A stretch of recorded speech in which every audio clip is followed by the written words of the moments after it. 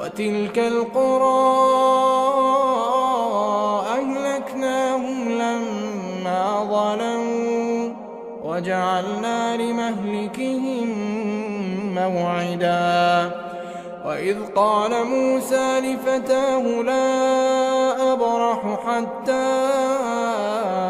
أبلغ مجمع البحرين أو أمضي حقبا فلما بلغا مجمع بينهما